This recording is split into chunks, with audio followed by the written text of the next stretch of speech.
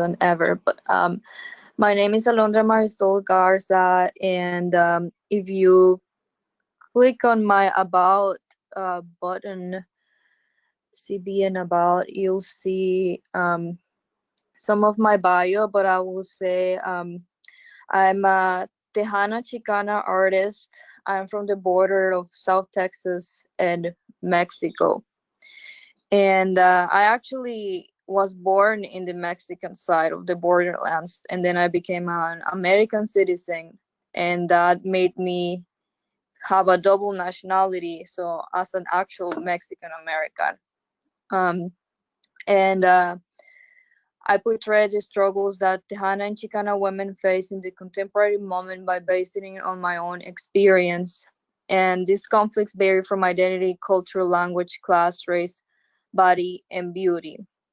When I first was applying to grad schools, my art was the concept was a little bit different, and I was mostly focused on painting. Now I'm leading more towards the interdisciplinary side. My main focus is still painting, but I do sculpture, installation, and now I'm experimenting with technology like photography, videos, etc. And I think you can go to my work in 2019.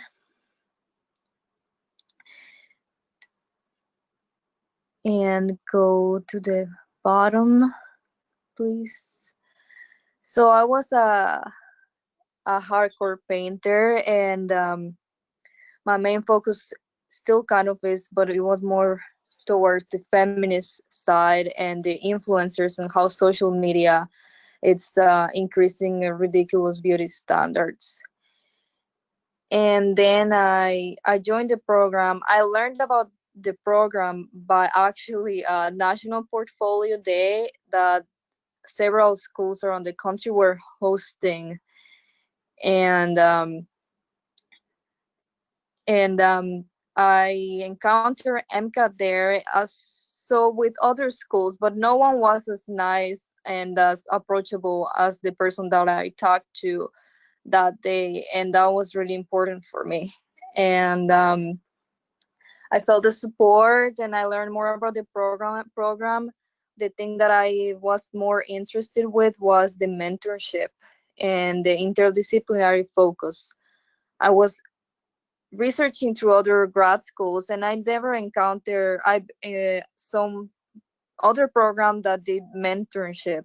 That was really important, and that was the key for me to finally decide to join this program. And so that painting right there with the phone, it's the painting that my first painting that I did for my first critique.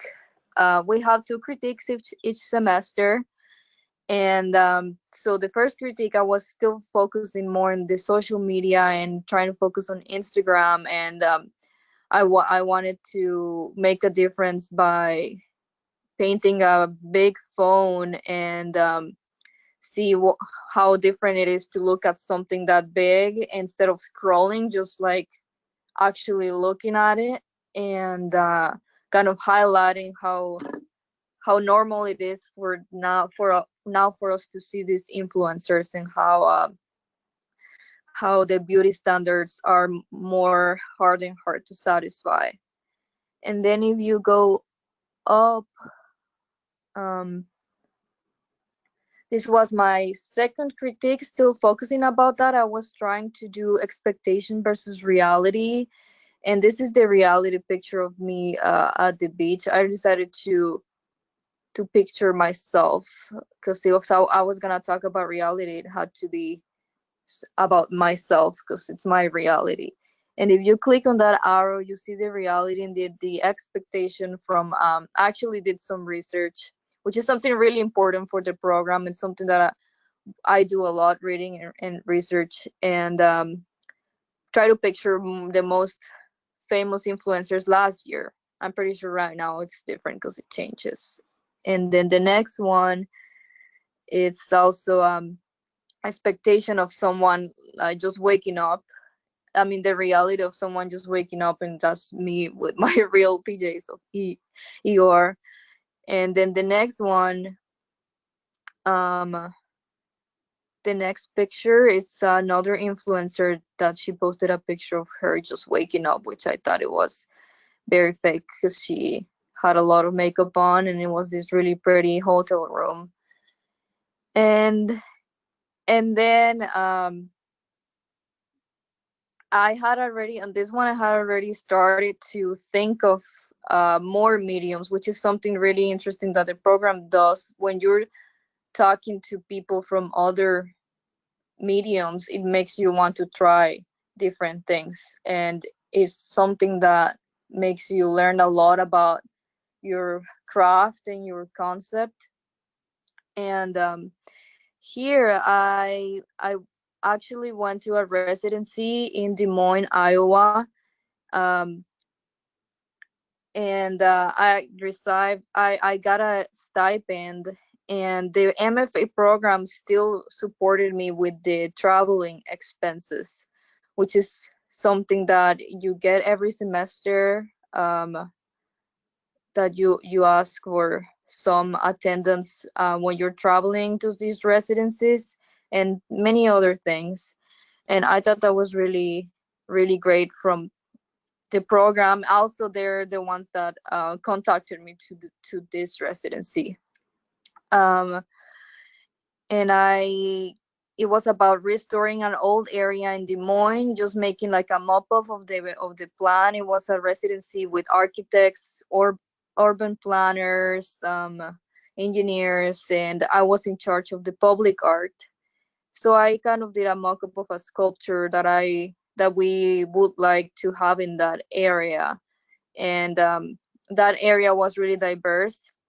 There was a lot of people from different backgrounds living in that same area. So I decided to make it about roots. And if you go to the last one, um, I also put the map of Iowa and the start on the Des Moines, just showing that it was right there. And just highlighting how no matter where we end up, our roots are always a part of us. And then I gave a presentation about this, not just me, everyone, but the important people were there, and the mayor was there, and people were really fascinated by this sculpture. And it was a great experience to have some other people that were not just artists to talk about my work, and I learned a lot. And then up I was already okay, I'm gonna try something different, so I decided to do a an installation for open studio night, which is something that we have each fall. We have a fall show at the beginning of the semester to get to know the community, which is great. And then at the end of the semester we have open studio night, which we invite people from the community to go into our studios, and you can have everything you plan in your studio, even a workshop. And I decided to have this installation. And also it was great for me because I helped co-organize this event. It was great. It was like a I also helped curating the gallery, which is not was not just good for me to meet the community. It was a curation experience. And I this one was more about again my two wholes never two halves never feel like a whole, like two cultures will never feel like one. And just talking about that balance and unbalance. So this is the uh, kind of like the Mexican side. And then if you keep going, the painting was like half what I think of the classical Mexican art and what I think of the American art, which a lot of people were like, what do you think that's the American art? And I'm like, that's just the first thing that pops into my head. So I went to what I feel. And then the if you go to the next one and the one after that, the that side was kind of like, yeah, I try to still use textiles. In the American side, I try to use the colors of the flag. I added the mirrors mirror still that Mexican side, that even if I'm American, that Mexican side of me is still, it's still part of me. And that's how I started with the interdisciplinary. And then on 2020, you'll see at the bottom, um, how I was thinking about mid-program review, which Ellen already covered. Thank you guys for your comments. I've been reading them.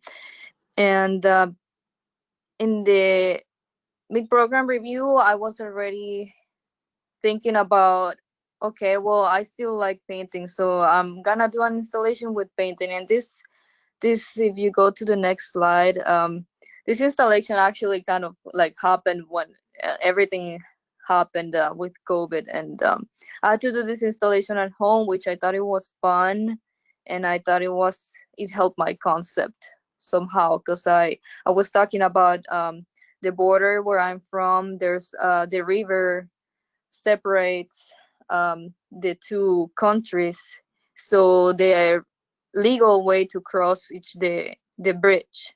So I try to picture that bridge. This side is looking from the American side to the Mexican side, and then the sculpture kind of representing. I'm kind of comparing myself to this bridge where you connect the two cultures, but you also separate them in a way.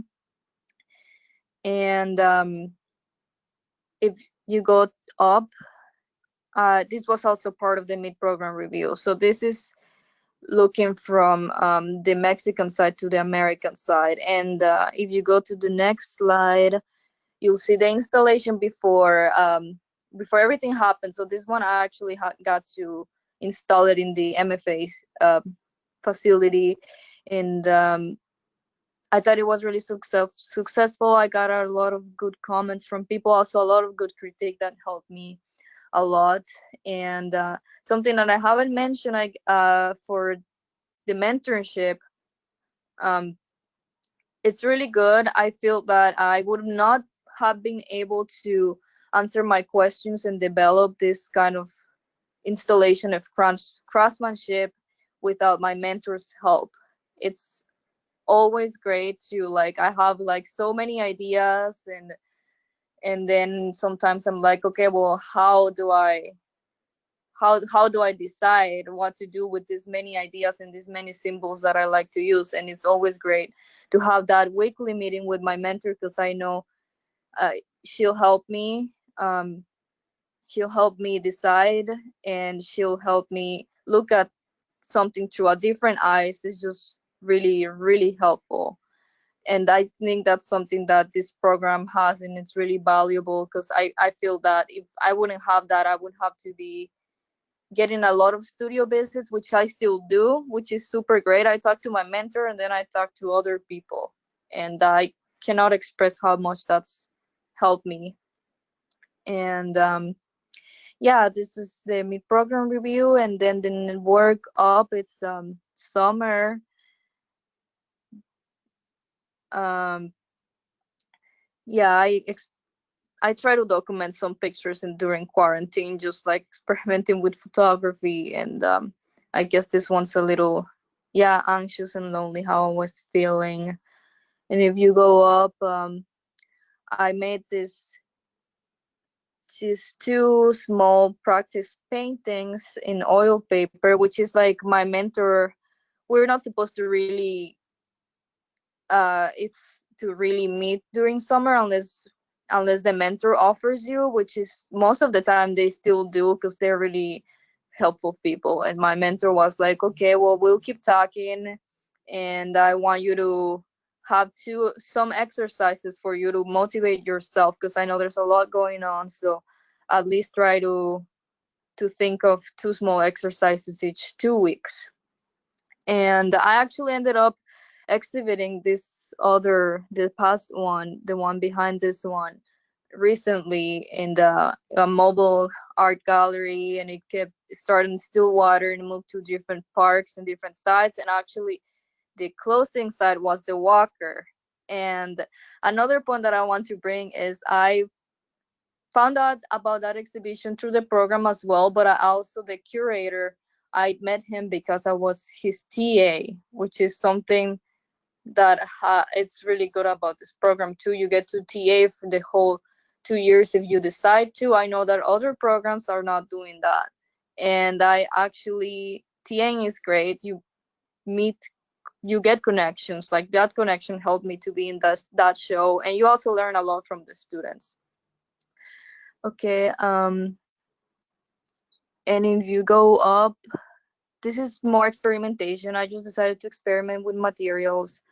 I decided to use the wire to represent the border, like the barbed wire. Even if we have the bridge still has some barbed wire around it. So that's how strict it still is.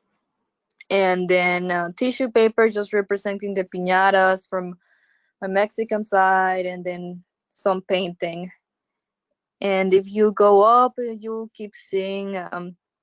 This is more about what was happening, the current events in Minneapolis. And I decided to make my paintings more using the sides to make it more sculptural, and just moving it around differently. If you see the last picture, just yeah, I decided to move that one around and see how it would look like on my studio wall.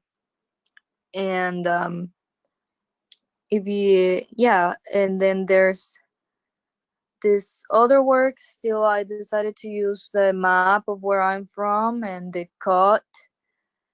um I I also decided to do this painting more like sculptural and more for the audience to walk around it. So there's some writing on the side on the sides of the painting, which is says like Americanized in English and Spanish, and then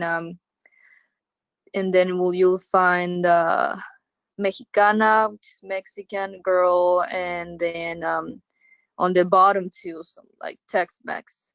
And I decided to use the tears to represent the sadness of like how I encounter myself between these two worlds, and now I can't even go visit that other world because of everything that's happening. And yeah, that's how I spent my summer mostly. This last one that you'll see is I also did it in summer, and now I'm preparing for my thesis this second year. So as you can see, the first year was first semester more like discovering who I am, asking the questions that I wanted, getting new answers, and then it was exploring with everything I could, and getting all of the opinions I could ask for. Like the most, yeah, I had a lot of studio visits. The critiques are great. You get to meet the artists, so I could not recommend to do that more. Yeah, it's just get feedback and experiment. These last pictures are still about the same. Talking about quarantine and how does the ideal Mexican American would look like in quarantine with stereotypes and also idealized of beauty.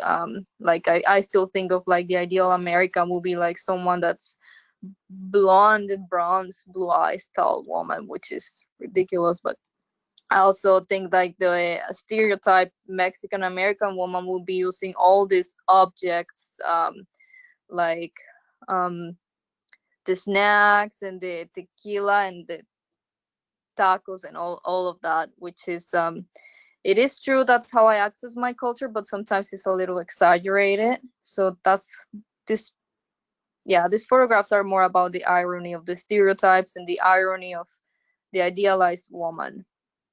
And you can scroll down and see if you want to see more of them. um,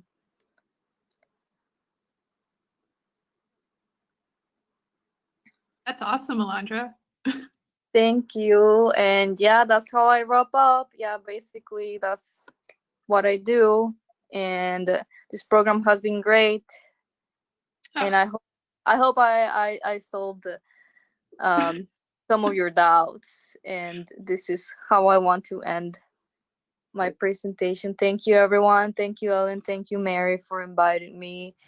And Thanks, if you Alondra. guys have questions, feel free to ask. Thank you. Absolutely.